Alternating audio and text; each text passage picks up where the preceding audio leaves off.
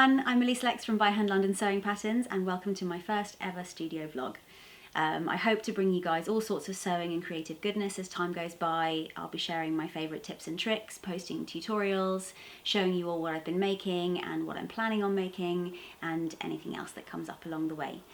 But seeing as this is my first ever video, I thought the best way to introduce myself to you all would be by jumping aboard the Seamstress tag bandwagon. The Seamstress tag was started by Hollie Sews, and I will include a link back to her channel as well as everything else that I'm going to mention in the comments below.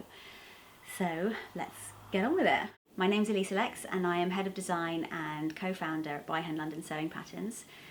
We design sewing patterns for women who like to dress up, stand out and define their own style.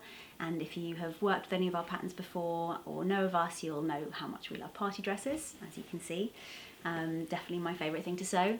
I live in London with my 8-year-old son and that's it.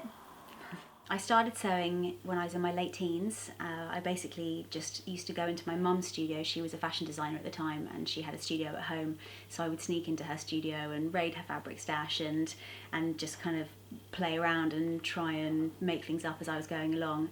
I guess it mostly came from a place of being able to kind of dream up what I wanted and not being able to find it in the shops or not being able to afford it or whatever.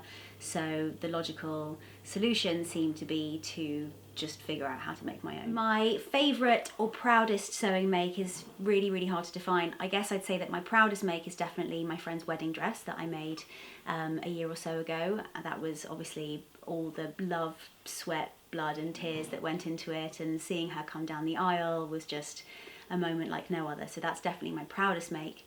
But my favourite make is basically just the last dress I made usually. So I'm very fickle when it comes to my love of my dresses that I've been making, because each one takes priority as and when it's being made and freshly sewn. So right now this is my favourite dress. My most disastrous make is basically a non-make. I basically found the most incredible, beautiful nude lace shift dress on a pile of rubbish in Portobello Road one night as I was going out for drinks with friends that happened to fit me like a glove, and I wore it to death. So quite early on in my sewing career I thought, well, obviously I'll copy the shape and I'll make a bunch more exactly the same. So I kind of set about trying to take the pattern from this dress, which had underarm gussets, you know, a lapped zipper, kind of all, you know, really close fitting, really complicated, a kind of, you know, a split at the back with a vent and everything, and much too ambitious for what I was capable of at the time. And the practice run that I made was just, it would have fit a doll. It was way too small. I think I forgot to even add on seam allowances to the pattern. It was a complete disaster, and I'm just grateful that I didn't actually unpick the original lace dress to try and take the pattern and then sew it back together, because that would have basically killed one of my favourite dresses. I would say that probably the place that I visit the most often is Goldhawk Road, simply because it's not far from my house and they've pretty much got everything you need. There's loads and loads of shops all up and down the road. I've been going there since I was a teenager, and so it's very familiar and you can pretty much always find what you're looking for. I'd say though definitely my favourite thing is discovering new independent fabric retailers. And the amazing thing is that with the surge in people making their own clothes, has also arisen a surge in the variety that you can actually find online or in new bricks and mortar shops. Whereas, you know, back in the day, years ago, you would be really hard pressed to find really great selections of knit fabrics or drapey viscose fabrics. Even things like lingerie making supplies are really hard to find, decent ones anyway. Whereas now that's all completely changing, and there's just so much more selection, which makes the whole dressmaking process so much more exciting. I really love places like Fabric Godmother and Ditto Fabrics for their end of roll, and they get some really amazing designer fabrics as well, which are really special. The Fabric Store as well, which is based in New Zealand, they have a similar amazing selection of stuff. Girl Charlee for their incredible knit selection. I love the Village Haberdashery and oops, sorry. Anyway, back to what I was saying. Stoff Stil as well, they're a Danish company that have just launched an amazing selection of fabrics. I've actually spent the best part of this morning salivating over my computer, and I think my bank account's about to get hit really hard. But either way, it's all out there these days, which is amazing. There's so much selection and it's always growing, so it's a really, really exciting time to be dressmaking. My most used pattern would probably be a toss-up between our Elisalex dress and our Kim dress. Both, you know, relatively similar princess seam bodices. This is the Elisalex dress bodice at the moment that I'm wearing, with a half circle skirt and a piped waistline, which I'm very, very fond of. They're both patterns that fit me like a glove. They prove to be classic and timeless, and they make up really, really beautifully in all sorts of different fabrics. And they really are two patterns that I've come back to time and time again, and I have hundreds. I could probably dedicate one entire wardrobe just to my Kims and Elisalexes and their various iterations that I've made. However, I think as I get older, I'm starting to favour a slightly drapier silhouette. So I'm actually now in the really fun process of discovering new patterns and new styles, and our Alex dress pattern is definitely a contender. I've made quite a few versions of that one, so you never know, that one might be catching up in the ranks soon.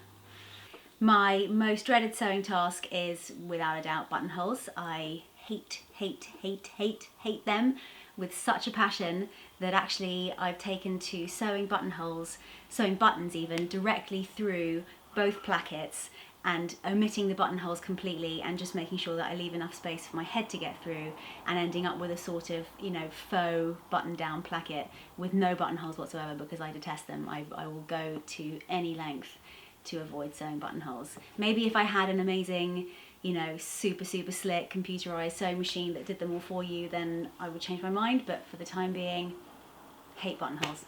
My favourite sewing task is basically all the rest of it. As long as there aren't any buttonholes involved, I love it all, I think, and that's what I love most about dressmaking, is the fact that it's so hard to get bored. There are so many different stages and aspects to it that you're constantly doing something new. I love, from the planning, listing, research, finding the perfect fabric to go with the perfect pattern, that feeling that you get when you've nailed your alteration and you've got a bodice that fits you like a glove.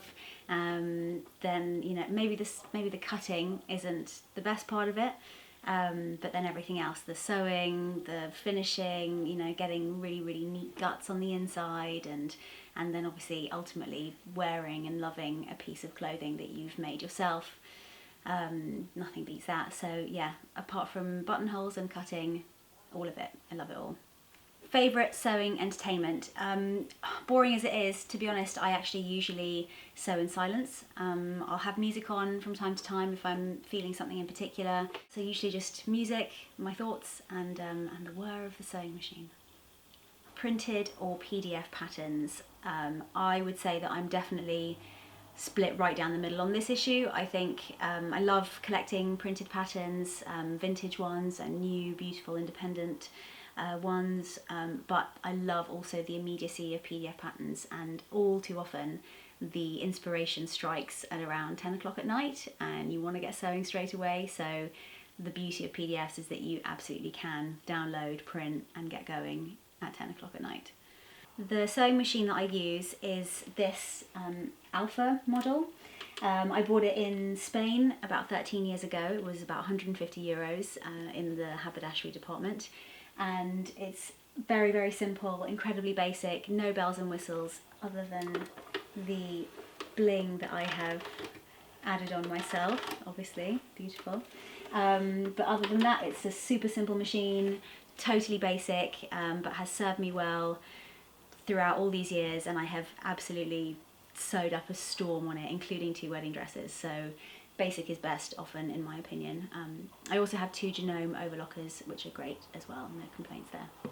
My other hobbies include things like I love embroidery, I love to knit and crochet and cooking and, you know, homemakery stuff basically. I think the bottom line is that I love to be surrounded by beautiful and delicious things, and I get a huge amount of satisfaction by being the person that creates those beautiful and delicious things. So I think anything that involves making, creating, that kind of thing, beautifying, is a hobby, 100%. So that's it from me for now. Thank you so much for watching and stopping by, and I hope to see you all again very, very soon. Make sure you subscribe and like and all that kind of stuff if you'd like to see more of me.